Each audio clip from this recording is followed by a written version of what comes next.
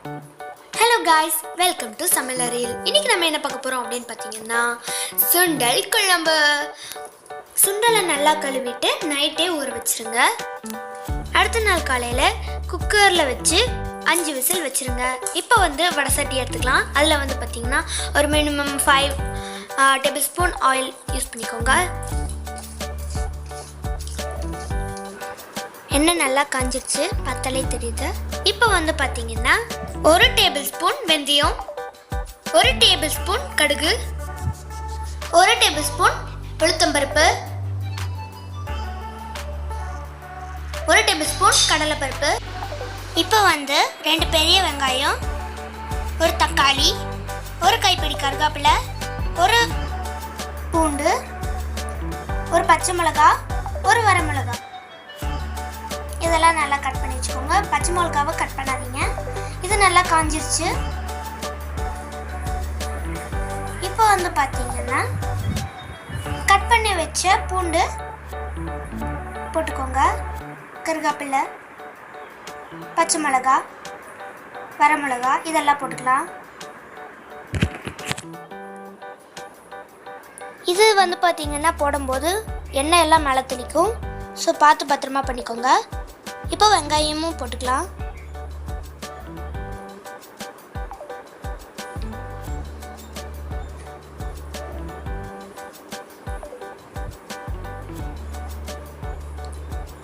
இப்போ நல்லா பார்த்தீங்கன்னா கண்ணாடி மாதிரி இருக்கு. நல்லா வதக்கிக்கோங்க. இப்போ 1.5 டேபிள் ஸ்பூன் உப்பு போட்டுக்கோங்க. நாங்கள் கல் உப்பு யூஸ் பண்ணுறோம், அதுதான் உடம்புக்கு ரொம்ப நல்லது அப்படிங்கிறதுனால. இப்போ தக்காளி பார்த்தீங்கன்னா போட்டுக்கோங்க. இதெல்லாம் சேர்த்து நல்லாவே வதக்கிக்கோங்க. நல்லா வணங்கின பிறகு உங்கள் வீட்டில் நீங்களே அரைச்சி வச்ச குழம்பு மிளகாய் தூள் இருந்ததுன்னா நீங்கள் யூஸ் பண்ணிக்கோங்க. எங்கள் வீட்டில் இருக்கிற குழம்பு மிளகாய் தூள் தீந்துருச்சு, அதனால் நான் இப்போ ஆச்சி யூஸ் பண்ண போகிறேன். ஆச்சி குழம்பு மிளகாய் தூள் 4 டேபிள் ஸ்பூன் போட போகிறேன். உங்கள் குழம்பு எவ்வளோ தேவையோ அந்த அளவுக்கு நீங்கள் யூஸ் பண்ணிக்கலாம். எங்களுக்கு கொஞ்சம் அதிகமாக குழம்பு தேவைங்கிறனால நான் 4 டீஸ்பூன் போடுறேன். அதையும் நல்லா வணக்கி விட்டுருங்க. பச்சை வாசம் போகிற வரலும் வணக்கி விட்டுட்டு கொஞ்சம் தண்ணி ஊற்றி நல்லா கொதிக்க விடுங்க. 1/2 டம்ளர் அளவுக்கு தண்ணி ஊற்றிக்கோங்க. தண்ணி ஊற்றி நல்லா கலக்கி விடுங்க.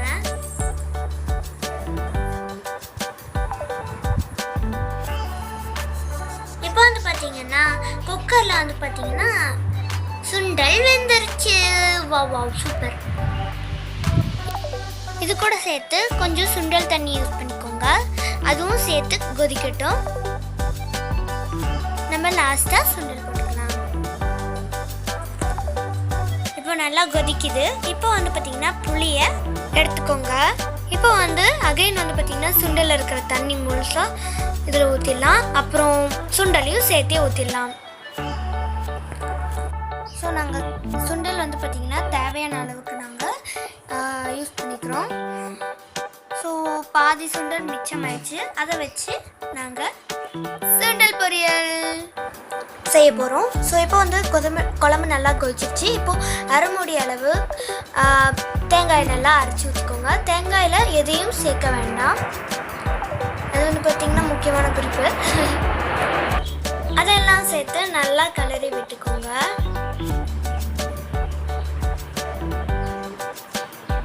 குழம்பு நல்லா கொதிக்குது. இப்போ பார்த்திங்கன்னா புளியை பார்த்திங்கன்னா கரைச்சி ஊற்றிடலாம். முடிஞ்ச அளவுக்கு வணக்கிட்டே இருங்க. இந்த டைமில் என்ன பண்ணுறீங்க அப்படின்னா டேஸ்ட் பாருங்கள். உப்பு காரம் பத்தலையா அப்படின்னா கொஞ்சம் காரம் பத்தலை அப்படின்னா கொஞ்சோண்டு மிளகாய் தூள் யூஸ் பண்ணிக்கோங்க. உப்பு பத்தலைன்னா கொஞ்சம் உப்பு போட்டுக்கோங்க. குழம்பு நல்லா கொதிச்சிருச்சு. எண்ணெய்லாம் மேலே சுண்டிருச்சு. இப்போ பார்த்திங்கன்னா மல்லித்தலை யூஸ் பண்ணிக்கலாம். அந்த கடாயை எடுத்து கீழே வச்சிடலாம். இப்போ பார்த்திங்கன்னா சாதாரணமான சுண்டல் பொரியல் தான். அதை எப்படி பண்ணலாம்னு வாங்க பார்ப்போம்.